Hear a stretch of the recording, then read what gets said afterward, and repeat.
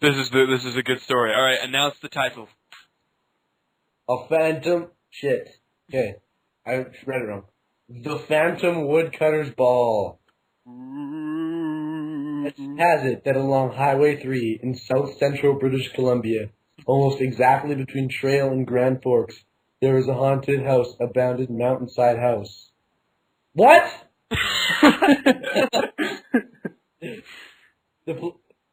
Oh, that's what they forgot to add. Sorry, let me restart.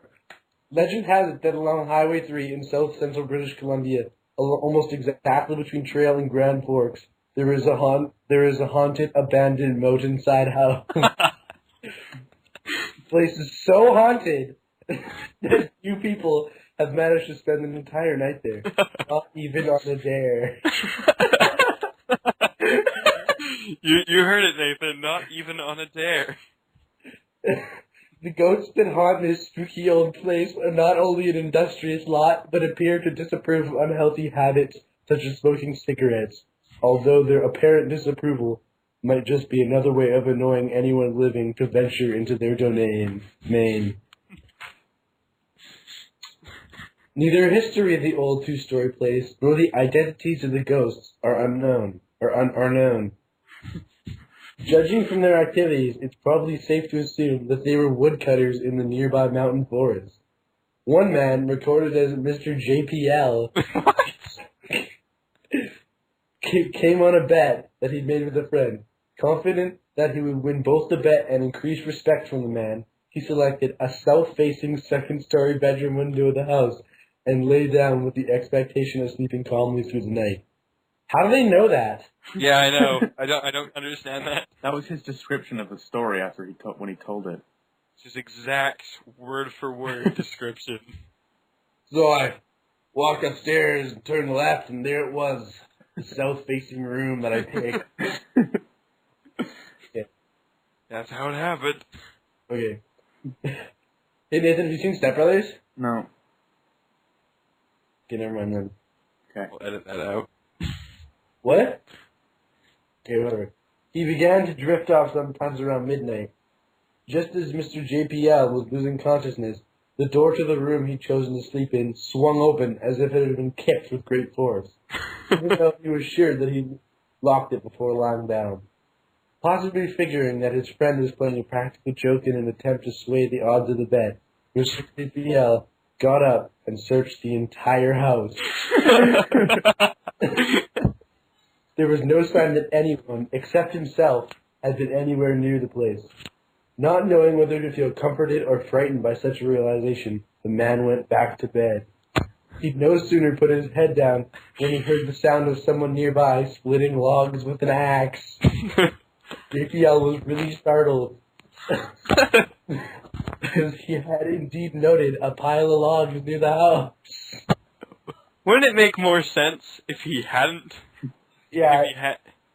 yeah, I know.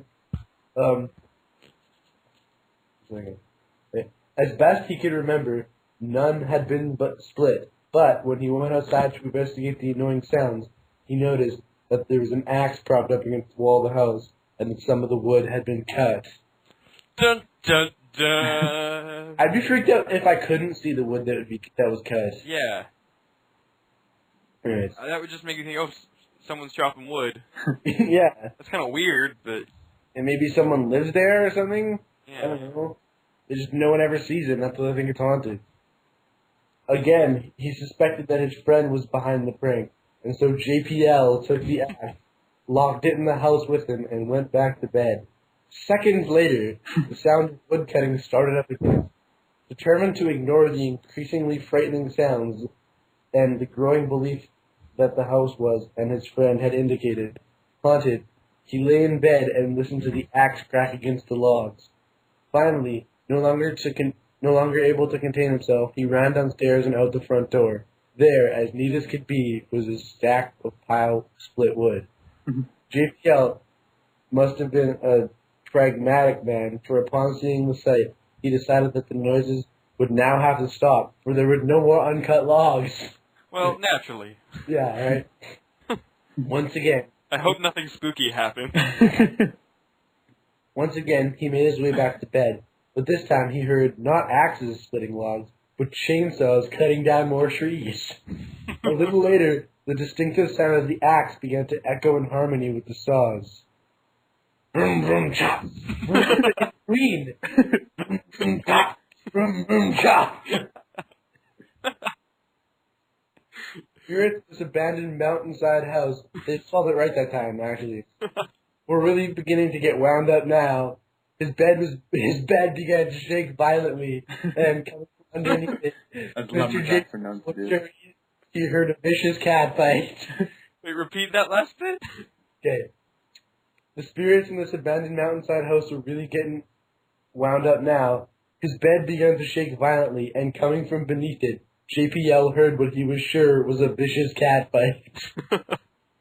Good description. I'm just reading it. Seconds later, he heard someone knocking on his bedroom door. Relieved at the thought of some human company, the terrified man raced to the door, but was unable to open it. He pulled and pulled with all his might, until whatever had been holding the door fast suddenly released its grasp, sent JPL flying across the room. However, the worst was yet to come, as JPL landed in a frightened and sore heap. He was sure he heard an evil-sounding laugh. In a last-ditch attempt to settle himself, JPL headed downstairs to have a cigarette. I love how, he flew across the room. It's like a Bugs Bunny cartoon where he has both feet on the side of the door, trying to open it, he's pulling all his might. Oh my god. Alright, keep going. He went to sit down. The chair he'd been intending to sit on was yanked out from underneath him. As he landed on the floor for a second time, Hold on a sec. I'll be right back. I'm back. Sorry about that. It's all good. Alright.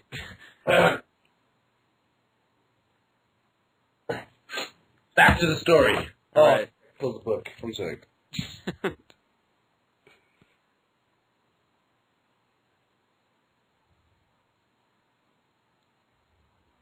Okay, here I am. He caught sight of his pack of cigarettes lying nearby. For no apparent reason, they were soaking wet with cum. The sandwiches that he brought had pulverized. The sandwich... Oh... Angry now and determined to catch the perpetrators, JPO rushed outside. He discovered nothing but a beautiful mountain scenery heralding the beginning of another day. JPL had at least lasted through the night in the house and therefore won the dare. In this book, for an entire line, they'll forget to put spaces between the words.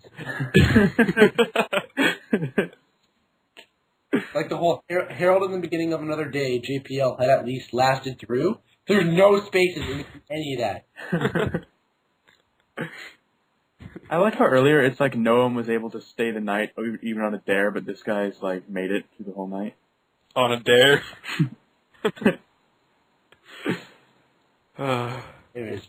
Well, that's our first ghosty. Why try to stay not on a dare? Why would you just go live there for fun? Yeah. But he would. I wouldn't want lumberjacks shaking my bed. I don't know about you.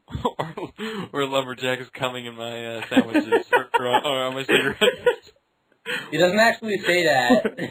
What kind of lumberjacks are these? The ones from, Monty Python? Well, that'll be our first ghostly... It's not over. It's not over? Okay.